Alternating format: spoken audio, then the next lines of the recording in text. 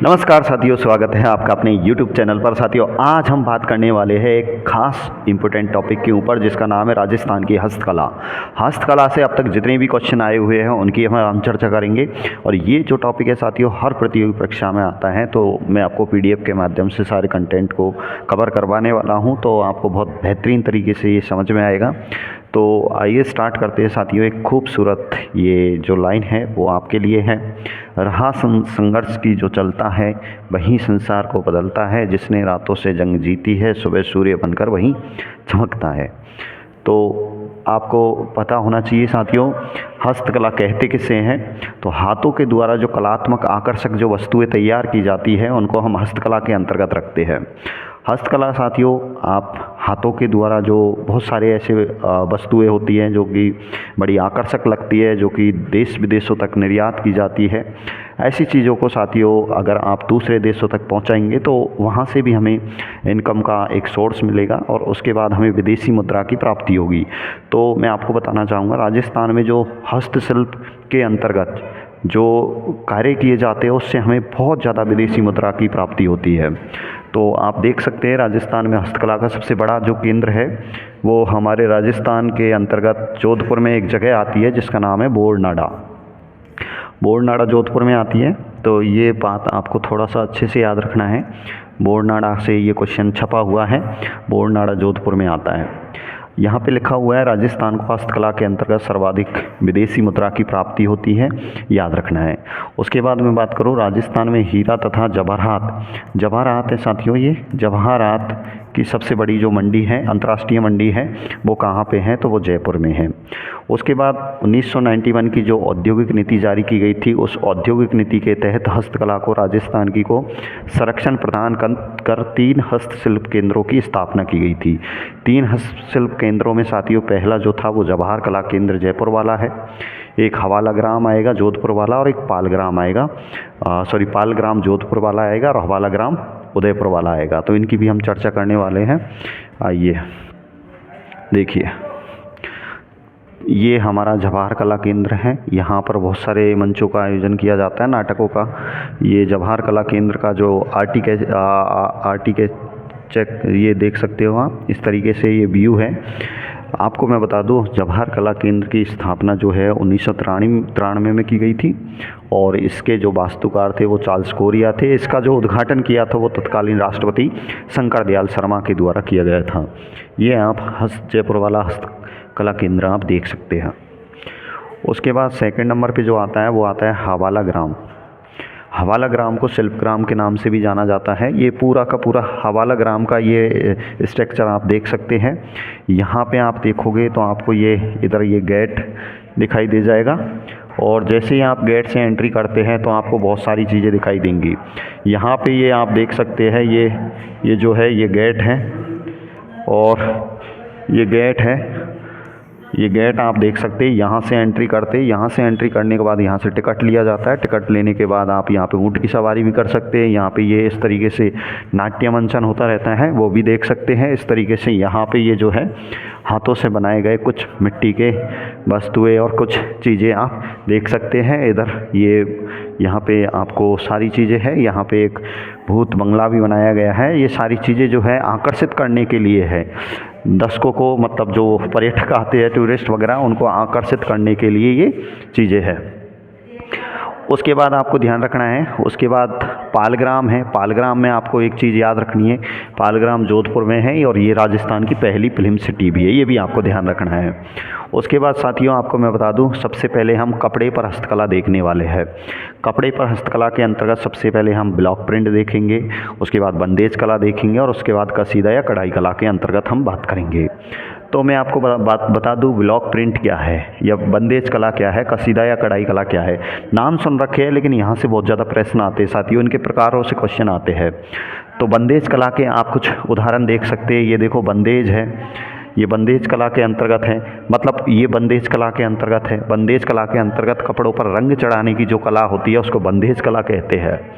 ठीक है। तो अपन सबसे पहले बंदेज कला के अंतर्गत कौन कौन से प्रकार हैं उनकी बात करेंगे, फिर बंदेज कला के जो है उसके बाद कसीदा या कढ़ाई कला के प्रकारों की बात करेंगे। अब पहले अपन बात करते हैं ब्लॉक प्रिंट की। ब्लॉक प्रिंट जो छपाई होती है उसको अपन छपाई के रूप में जो जानते हैं, जैसे छापने का काम देखते हैं आप, ठप्पेन के माध्यम से कर सकते हैं। इस तरीके से लकड़ी के ये जो सांचे होते हैं इनसे ठप्पे लगाए जाते हैं और उसके बाद छपाई की जाती है। तो सबसे पहले यहाँ पर ब्लॉक प्रिंट की बात करते हैं साथियों, हाथों के द्वारा कपड़ों पर की जाने वाली छपाई। ठीक है, ये तो है ब्लॉक प्रिंट। हाथों के द्वारा कपड़ों पर जो छपाई की जा रही है उसको तो क्या कहेंगे, ब्लॉक प्रिंट कहेंगे। तो यहाँ पे आप देखिए ब्लॉक प्रिंट में, ब्लॉक प्रिंट के अंतर्गत आपको बहुत बढ़िया कुछ बढ़िया बातें याद रखनी है। जैसे कि सबसे पहले मैं बात करूँ ब्लॉक प्रिंट में, सबसे याद रखना है कपड़ों पर की जाने वाली जो छपाई है, छपाई को ब्लॉक प्रिंट के नाम से जाना जाता है। अब ब्लॉक प्रिंट के कुछ रूप हैं या प्रकार है। प्रकारों में अपन सबसे पहले बात करेंगे अजरक प्रिंट। अजरक प्रिंट कहाँ की प्रसिद्ध है, तो ये बालोतरा की प्रसिद्ध है। मैं इनके भी फोटो बताऊंगा आपको और अच्छे से समझ में आएंगे। आपको तो केवल इतना याद रखना है कि भैया अजरक प्रिंट है, ये कहाँ की फेमस है, तो ये बालोतरा की है। इसमें नीला तथा लाल रंग का प्रयोग होता है।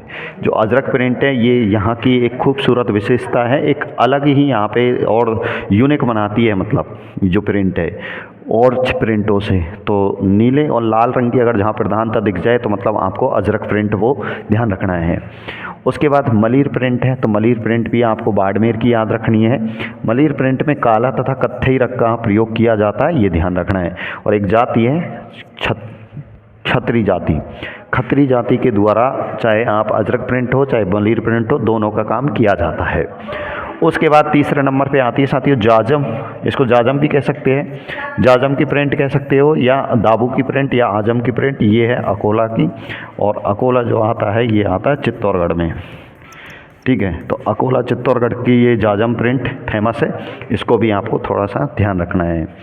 उसके बाद मैं आपको और लेके चलूँ और सबसे इम्पोर्टेंट जीआई टैग प्राप्त आती है बगरू प्रिंट। बगरू प्रिंट कहाँ मिलेगी, तो ये जयपुर में मिलेगी। ये प्राकृतिक बेल बूटों की छपाई के लिए जाना जाता है इसको।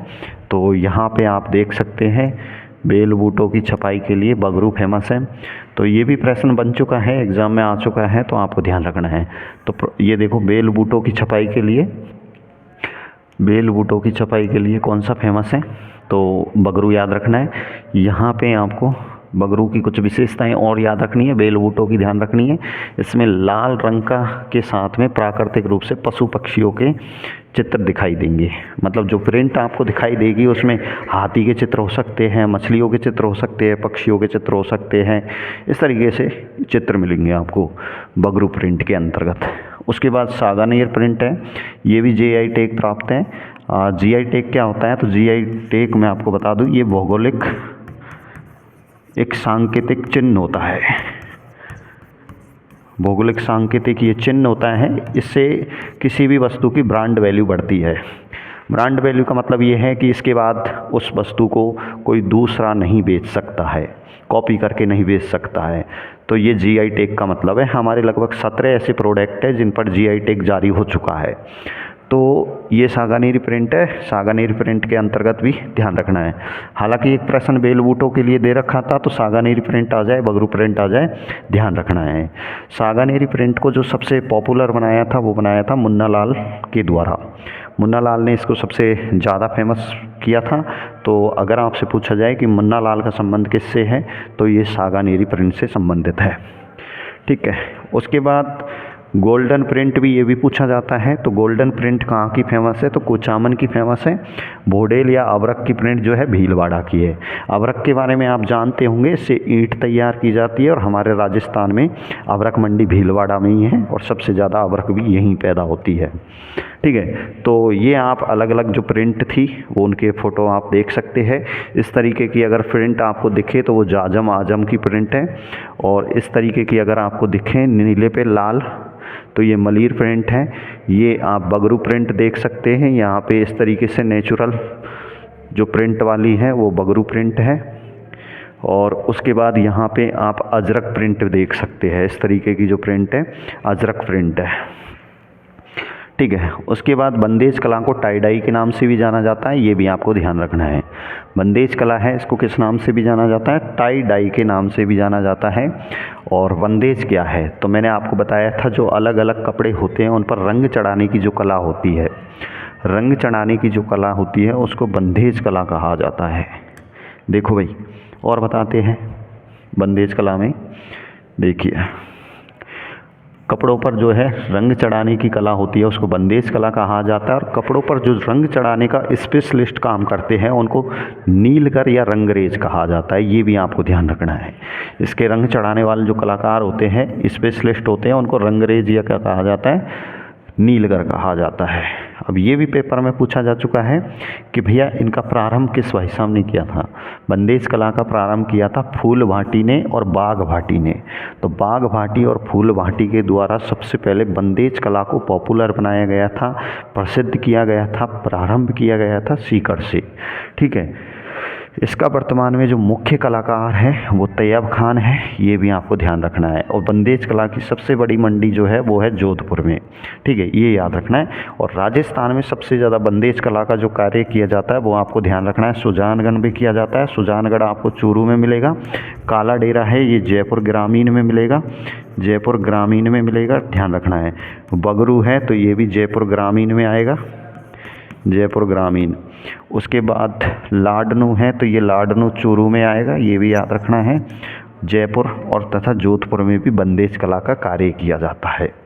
उसके बाद ये भी प्रश्न आ चुका था कि बांधो और रंगो कला का संबंध किससे है? तो बांधो, पहले जो रंग चढ़ाया जाता है तो इनको बहुत अच्छी तरह से बांधा जाता है और फिर रंगा जाता है।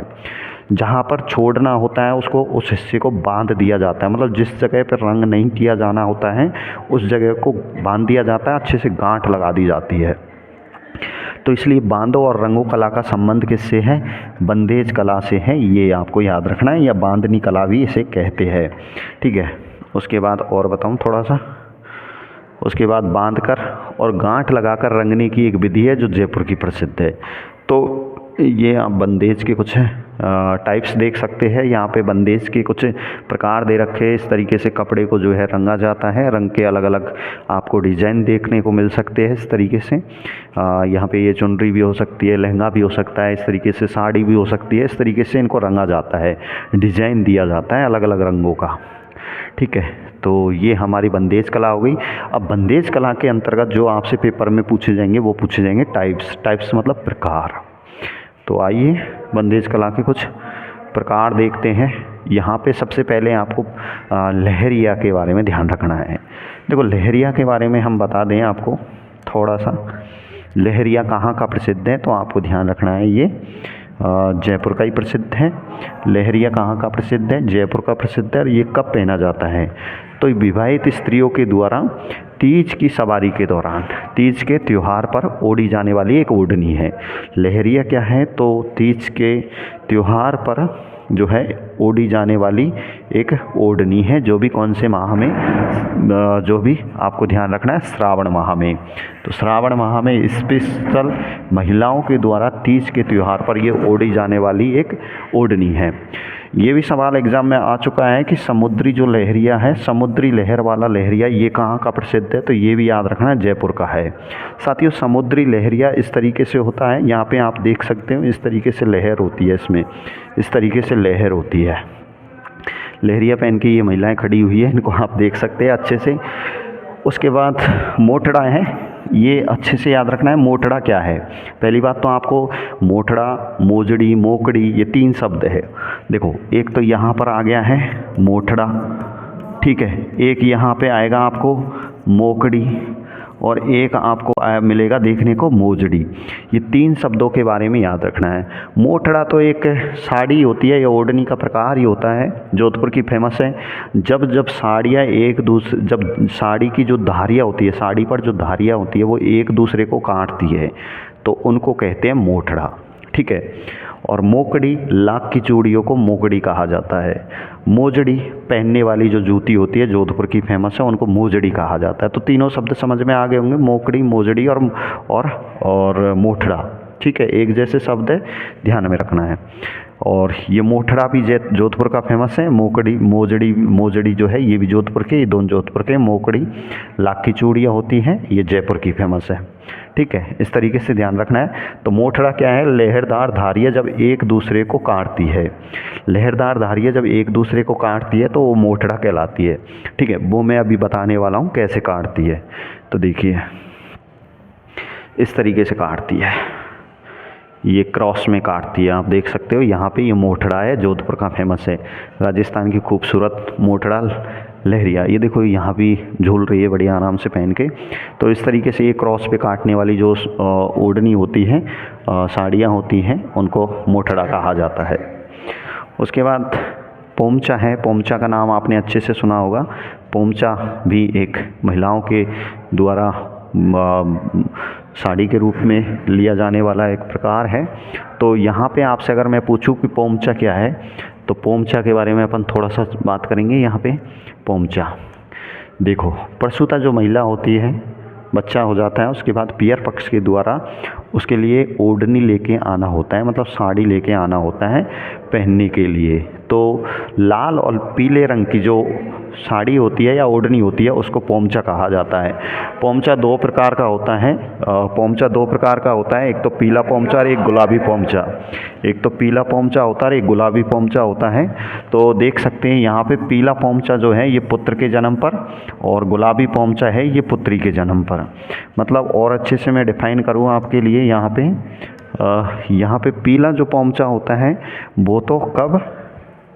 वो तो ध्यान रखना है पुत्र के जन्म पर। पीला पोमचा, पैसे पीला और पैसे ही पुत्र, ध्यान रख लेना है। और बच्चा जो है गुलाबी वो है पुत्री के जन्म पे। तो प्रश्न कई बार आ चुका है कि गुलाबी पोमचा कब पहना जाता है, तो पुत्री के जन्म पर, और पीला जो पोमचा है वो कब पहना जाता है, पुत्र के जन्म पर। इस तरीके से आप पीला पोमचा देख सकते हैं। ये पीले पोमचे पर याद रखना है लाल जो है कलर होता है और गुलाबी पर गुलाबी होता है।